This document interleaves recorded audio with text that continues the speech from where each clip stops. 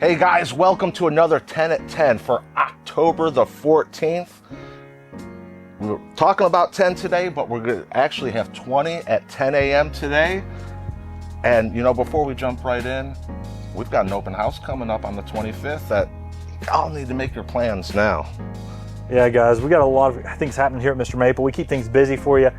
You know, here at Mr. Maple, our open houses are some of our fun times where we have tons of people who love Japanese maples and tons of varieties of Japanese maples for people to buy. So it's a great way to come meet friends, talk Japanese maples with other people. We even have a pre-dinner meetup. You can check out information about that. It's going to be in our live video. The 2 Fridays coming up close to the open house. We'll have a lot of information about our open house during those times. But we're also having a Halloween costume contest. So that's going to be a blast. So make sure you join in. There's going to be information with the address and where to come. October 25th. It's going to be from 8 to 4 here at Mr. Maple. All the information's on our website on MrMaple.com. Guys, today we're listening to 10 of the 20 trees. We're going to talk about 10 of the 20 trees you can listen today here in this video. So get excited. We got some cool ones lined up for you. Starting out, we have Metasequoia, Daweswood's Tawny, Fleece. Man, what I really like about this, I mean, who doesn't like the presence of a redwood in their garden? But this is a witch's broom. So this allows you, you're talking about 12 foot in 10 years. So it allows you to get that look, but you don't have to deal with it. Because, a lot of these will get 20, 30, even bigger than that over time. This is one that's going to stay small as a dwarf, but it being deciduous, you're going to get a really, really cool spring when it leaves out. Now, dawn redwoods, they thought were extinct. I mean, literally, in the 1900s, we actually found a valley in China that had dawn redwoods. They did a collection from them. Some went to Tennessee. There's actually one in Asheville from that collection, some to New York. They started spreading around those genetics because they're like, we've got to save this plant. Well, in the 2000s, early 2000s, the Dawes Arboretum in Ohio, Newark, Ohio, actually made another collection to that same valley, found even more broad genetics. One of the unique things about Daweswood Tawny Fleece is the tree that this was found on has longer needles, a bronze spring color. So we're already starting to see a lot of awesome characteristics that we didn't find in dawn redwoods before. And then Daweswood Tawny Fleece itself was a witch's broom in this huge field full of dawn redwoods that they had planted out from that collection in the early 2000s. And so you have a dwarf mutation that happened on it. So you have a compact, dense form, can handle wetter spots in the garden. When it drops its needles, you get to enjoy that redwood that dawn redwoods are known for. Dense, compact form, bronze spring color, longer needles. I mean, this is a winner all the way around. Get you one today. Y'all, next up, we got Acer japonicum, aconitifolium, also known as Mai Kujaku, the dancing peacock Japanese maple. Man, I mean, what can you say about it? Those big leaves. And what I really like is, man, these are starting to go into those fall colors. So you're starting to see those different colors on different leaves. The dancing peacock, perfect name for one of these because those leaves, especially when they go into those color change in the fall, you really get that. They look like peacock feathers. I mean, yeah, it looks like a peacock just displaying its feathers, just showing it out right there. The japonicums are some of my favorite Japanese maples. They turn to fall color earlier than many other Japanese maples in most gardens. And the reason being is the timing of the day with the length of the sunlight actually plays a big part in when these japonicums turn to fall color. This gives a very unique aspect where you're going to get a very consistent fall color in most gardens with many of the Acer japonicum varieties. The dancing peacock has a little more divided leaf than what your typical big full moon maple leaf looks like. It's more divided, it's more lace leaf in its appearance, giving a very tropical feel out there in the garden. In the springtime, you have red tassel flowers that hang down and contrast well against the green foliage. All the way around, this is a winner in anybody's book. It's a favorite, and it's one of our most popular Acer japonicum selections that we offer here on Mr. Maple. I like how you talk about the flowering because a lot of times, we forget that Japanese maples are flowering trees. And it being a japonicum, they tend to be a lot bigger and more noticeable. And it becomes a trait that's just as ornamental as the leaves, as lace leafy as it looks, as it is a japonicum. I mean, it becomes a factor that lights up the garden as well. Guys, grab you some Mai Kujaku. Okay, guys, we're coming to you with Acer platanoides, Rezek. Man, this one always makes me laugh because people, you'll be talking about this and you'll say Rezek and they'll say, which one are you talking about? And you say, the one that looks like cabbage. And they go, oh, I know what you're talking about. And it kind of does, the crinkly foliage on it.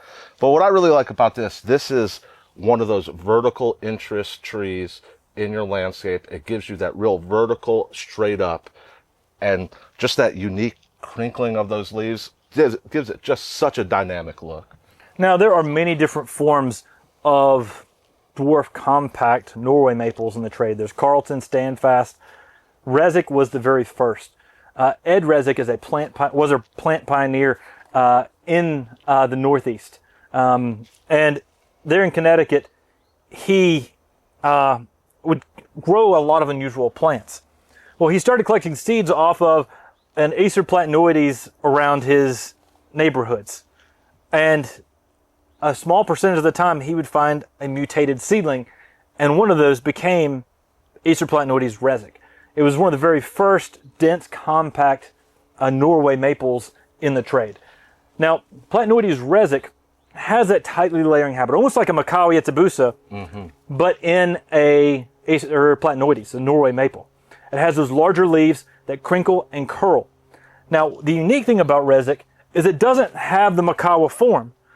Even though it's got that tight layering habit, it's tall and narrow. So think of something to the shape of something like Monumental, but slower growing. And so you get this yellow fall color maple that's very ornamental. And Acer platanoides Rezek doesn't produce seed, maybe part of the mutation. So this isn't going to be a problem in many of the areas where they say Acer platanoides could be invasive. This one doesn't produce seed. So it is a hybrid rare mutation. If you ever do find seed on them, mail them to me. I want to look through them. And a slow grower, so it's one of those you can throw in a container, throw it up around your Japanese maples on your porch in those containers, because it is a slow grower. But don't try to eat it. It's not cabbage. Guys, next up, we've got a game changer in the industry. We've got Allen's Gold. Spring color that is just out of this world, bright oranges, then to a yellow. But what's so awesome about this? Man, what I love about this, and anyone that's in the bonsai is going to like this, but this is going to bark up. It's going to give you extraordinary bark interest on it. And I mean, that's game changer in itself. So that when you get, again, we talk about these 4-season trees, you're giving yourself just that bark interest, even when it's out of leaf. You know, sometimes we talk about, you know, Japanese maples are great in the spring, they're great during the summer, and they're great during the fall. And then we kind of forget about them. But man, you know, Brian and I were talking about the other day, what's your favorite tree out of leaf? And you know what? Allen's Gold is one of those that hits it because of that bark interest. Now, Allen's Gold is slower to bark up than things like Nishigawa and Arakawa. It does give you spring interest, something they can of Katsura. I mean, it is just beautiful orange. Sometimes more, I'd say more intense than Katsura in the early spring. Winayama, I think it may even put that to shame with just how intense and beautiful its spring colors are. And you know, that in itself is a great characteristic, but the fact that it barks up, that gives it a unique characteristic. See, pine barking on Japanese maples gives us this appearance of age, of maturity out there in the landscape. And the fact that this gets that, it takes longer time than Nishigawa and Arakawa, but it still gets it. Often trees that I have in, say, a 7 or a 10 gallon will really starting to bark up. Normally in an Arakawa, I may get that on a second year 1 gallon. So it does take a little bit longer for Allen's Gold to get there, but it gets there, and it gives you that aged appearance with that spring interest. Excellent tree to try out for bonsai. This is a game changer in the industry whenever it comes to having a characteristic everybody has always wanted with spring interest and pine bark together in one tree. Get you one today, Allen's Gold. Okay, guys, we're coming to you with Picea, the blues. Man, I love this tree. Bringing blue to the landscape that you're not going to get out of Japanese maples. But just the weeping habit that this puts on, that, you know, this is one of those that we already have them on staked up, man. But you stake this up to 6-7 foot and then let it start to kind of branch out from there. It is a look in your landscape like no other. We're going to throw those pictures up on this video so you can see some of the bigger ones that we've come across. Man, it is game changer in the landscape. Now, Picea pungens the blues is a Colorado blue spruce. The compact weeping form gives a very nice, beautiful, just elegant feel out there in the landscape. Japanese maples, no matter what anybody says, there's not a blue one. You may find some Photoshop ones online, but don't believe everything you see on the internet. But there are blue conifers that you can put out in the Japanese maple garden to give a good color contrast, especially with your greens, your reds, and your yellows.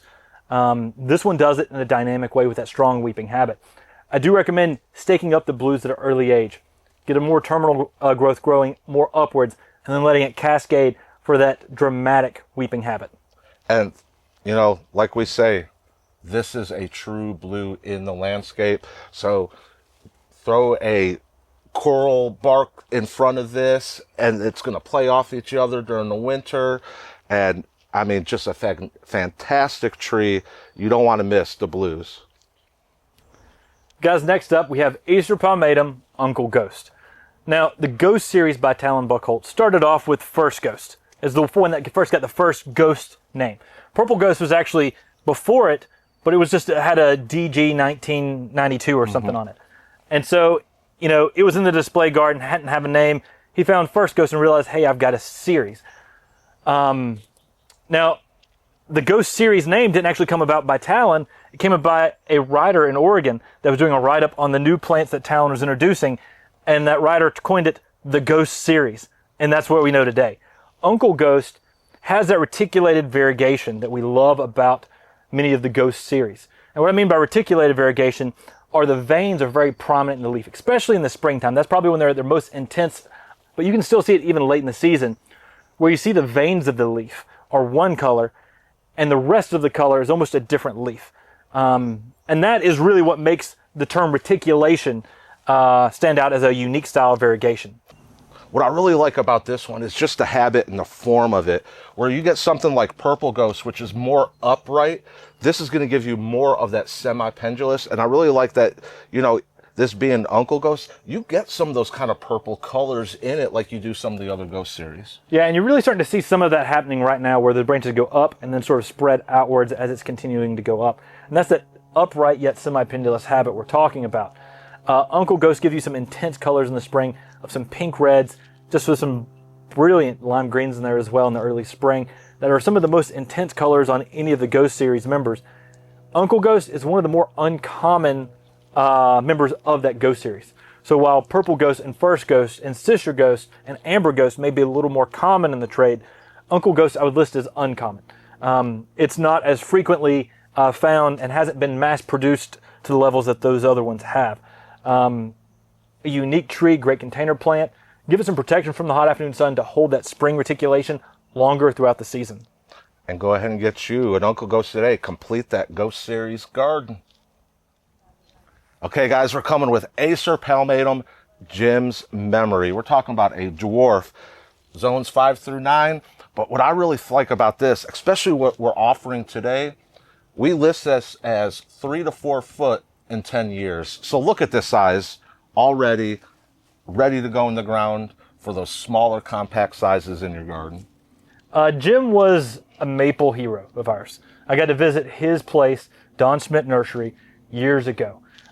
He had a display garden all around his house, and that was one of my favorite times, was going and visiting, seeing his garden, and seeing just, you know, all the beautiful plants that he introduced, like Yamakagi, and some of the trees that he'd really made more prevalent in the trade today.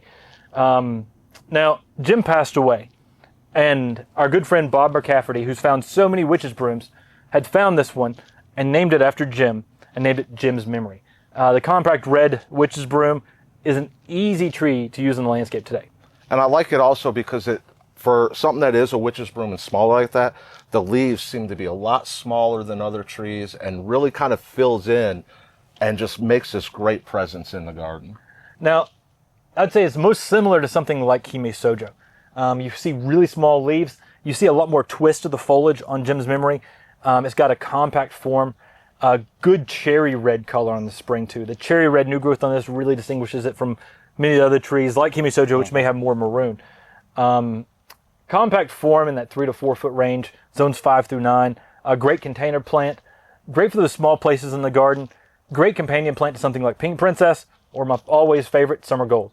Get you one today. Guys, next up, we got Acer Palmatum English Lace. You know, I think this is that one that you're in search for that red upright. Well, there you go. You got it. It's not a true upright. We recommend you stake this up, you know, give it some height, get it that vertical, and let it branch out. But for any of the lace leaf threads, this is the most upright you're going to get. Yeah, I mean, it's vigorous. It's one of the faster growing red lace leaves. It's got a beautiful form, and just look how it keeps going upwards and the branches keep going in different directions. This is going to rock it out in the landscape, give you some really nice oranges to reds in the fall. It's kind of a great companion for Jermaine's Gyration because it's the fastest growing red out there. If you want a big specimen in the garden, put an English lace out there. You know, a lot of things happen at those Maple Society meetings. Matt and I are both former presidents of the North American branch of the Maple Society, and while we were at a meeting, we got to meet the brothers who introduced English lace, and they sent us this selection from Quilcene, Washington, and allowed us to evaluate it and help them determine which was the best form of English lace to put into the trade, and it became what you see today. Beautiful tree, fast grower, and it's a Japanese maple you're sure to love. Get you one today. Okay, guys, we're bringing you a Talon Buchholz introduction of Acer Palmatum Rite of Spring. Now, in the springtime, this is a really nice cherry red, and it's got that Matsumori leaf to it that's deeply divided. Gives you a good upright form. It's a good vigorous grower. Good maroon colors during the fall, and good maroon colors during the summer as well. You know, red upright, but, you know, you talk about those red colors, and I always think that, you know, Corbin and Brian were talking the other day, and that those spring colors is kind of giving you a glimpse of what you're going to get come fall. And once it goes back to those fall, you're going to get those intense reds again. And I think there is such a useful place in the garden for good red uprights that you know are going to handle your environment well, because you can play off of all the different colors and textures in the garden. It is something that you can make your backdrop and put in front of it. You don't want to miss this. Yeah, things like Rite of Spring, really easy to use, but you want to make sure you use them more in that forefront or background in sunlight conditions. If you put them in more shade, they may get more lost because of their darker color.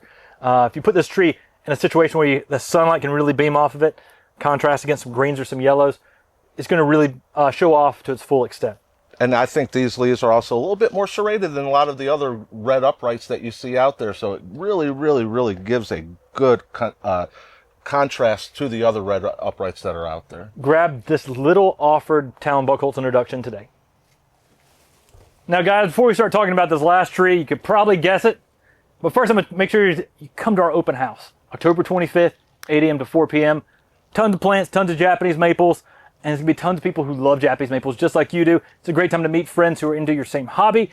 And if you want to shoot some of our top fives, we're going to be shooting tons of top fives with customers at our fall open house.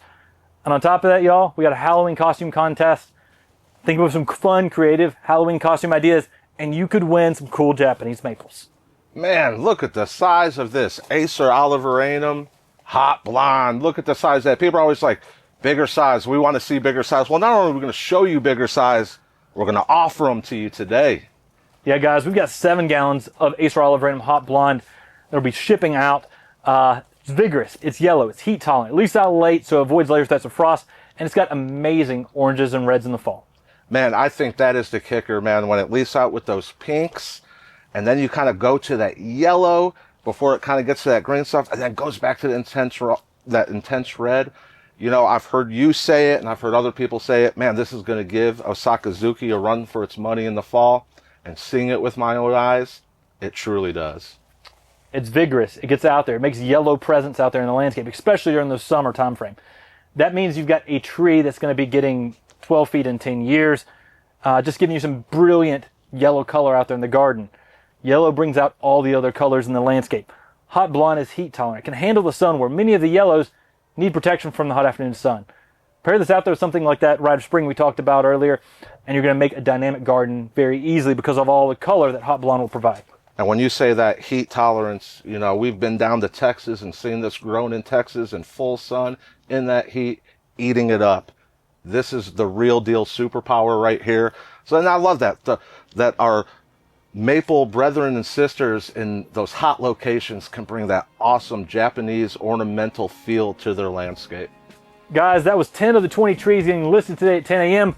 Make sure you grab you one of these 7-gallon hot blondes. They got some great sizes today, y'all. All these get listed at 10 a.m. Eastern Standard Time. The other 20 is in the email. They all get listed at 10 a.m. So just be fast, get the plants that you want, and get out quick because, guys, many of these cool items will sell out fast. Hey guys, be sure to hit that like button, and you know what? Hit that notification button so that when these go live every Tuesday and Thursday, you know to be here to see what plants are and trees are coming up on that 10 at 10. We appreciate your business. Y'all take care. God bless. And have a great day.